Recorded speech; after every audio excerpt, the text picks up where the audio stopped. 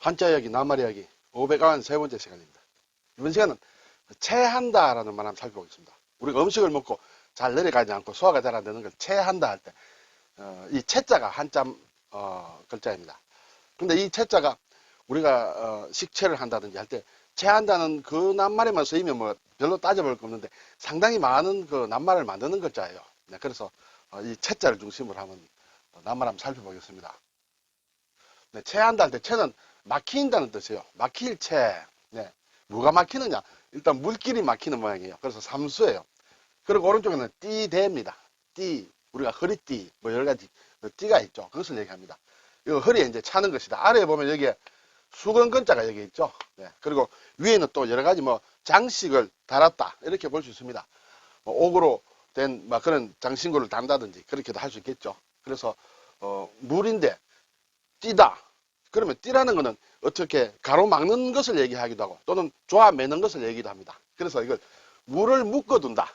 물이 이렇게 흘러가지 않고 묶어두는 그것을 체라고 한다. 그것이 막힌다 한다. 이렇게 되겠습니다. 자, 그래서 체한다고 할 때는 뭐 사진 안 봐도 대략 알겠죠. 먹은 음식이 잘 소화되지 아니하고 뱃속에 답답하게 처져 있는 것을 얘기합니다. 다른 말로 보통 얹힌다라고 얘기합니다. 얹혔다. 뭐 이런 얘기도 하죠. 예문을 보니 급히 먹는 밥은 체하기 마련이다. 자, 이렇게 됩니다. 막 이것이 체하다고 할 때는 막 거의 순 우리말로 써도 아이들도 한자를 모르는 아이들도 다 알아듣는 그런 글자가 되겠습니다만 앞에서 말씀드렸다시피 많은 낱말을 만드는 거예요. 자, 그 중에 대표적인 게 이제 체증이에요. 막 체한다는 것이 체증과 같은 거다. 이렇게 볼 수 있죠. 먹은 음식이 잘 소화되지 않는 증상이다. 정은 이렇게 병과 관련된 증상입니다. 그렇죠? 그래서 체증이다. 소화제를 먹었더니 체증이 가신 듯이 속이 후련하다. 이렇게 되겠죠. 그리고 또 많이 쓰는 것은 교통의 흐름과 관련해서 많이 씁니다. 교통의 흐름이 순조롭지 아니하여 길이 막히는 상태를 체증이다. 교통체증이 심하다. 또는 교통체증이 뭐 해소되었다. 이런 얘기를 하죠. 자, 그리고 이제 체가 만드는 낱말들을 한번 보겠습니다. 지체를 한다. 뭔가 더뎌지는 거. 지는 더디다 하는 그런 뜻이에요. 지체한다. 정체한다. 정이라는 것은 어떻게 한 곳에 서 있는다, 머무른다 그런 뜻이 되겠죠. 정체 상태다. 그렇죠? 침체한다. 침은 깔아앉는 것이에요. 깔아앉아서 머물러 있는 것. 침체. 네. 연체한다. 연은 이렇게 늘어난다. 뭐 그런 뜻이겠죠. 그래서 돈을 갚지 못하고 이렇게 예를 들어서 돈을 원금을 상환을 했는데 못하면 연체 이자가 붙죠. 연체된다. 체류. 류는 머무른다는 뜻이죠. 어느 곳에 머무르는 것을 체류한다고 합니다. 그렇죠? 체불. 불은 지급한다는 뜻이에요. 돈 같은 것을 지급한다는 것이다. 그 지불을 늦추는 것을 체불이다. 이렇게 얘기하죠. 굉장히 많습니다. 체납. 납입해야 될 것을 하지 못하고 있는 것입니다. 체납. 세금을 뭐 납부를 체납했다든지. 그렇죠? 체제. 어디에 머물러 있는 것을 얘기합니다. 있을 제죠. 체제한다. 미국에 체제한다. 뭐 이런 얘기가 있겠죠.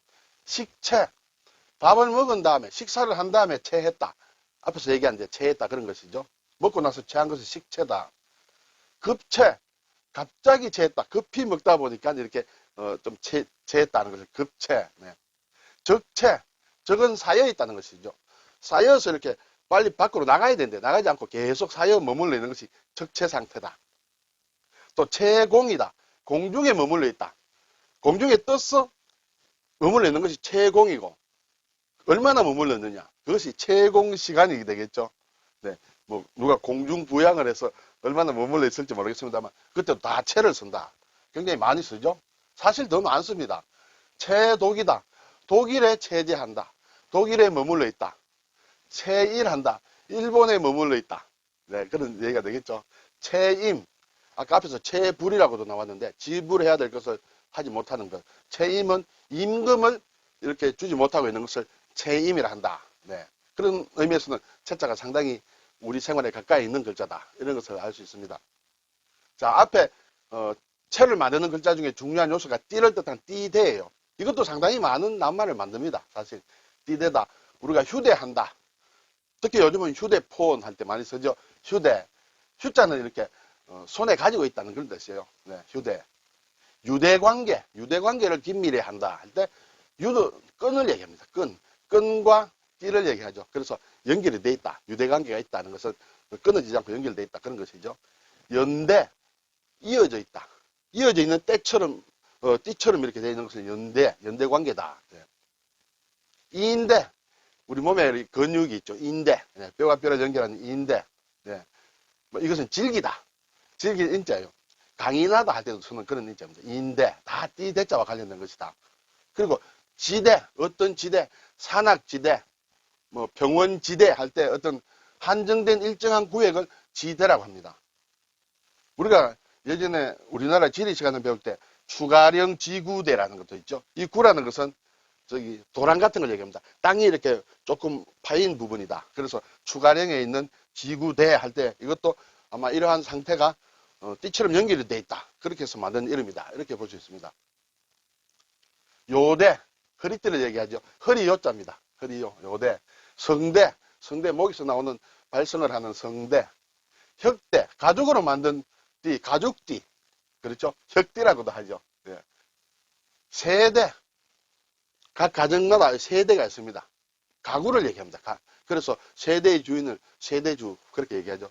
우리가 사람들의 어떤 동년배들끼리를 묶은 것을 한 세대, 두 세대 할 때는 이 대자가 다르다. 예, 그렇게 되겠죠.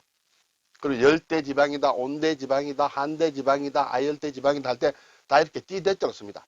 지구를 보면 그러한 이 온도를 나타내는 것이 띠처럼 이렇게 연결이 되어 있다. 그렇게 해서 열대 지방 할 때 다 띠대를 쓴다. 이렇게 되겠습니다. 대와 체가 상당히 많이 쓰이는 그런 글자다는 것을 알 수 있겠죠.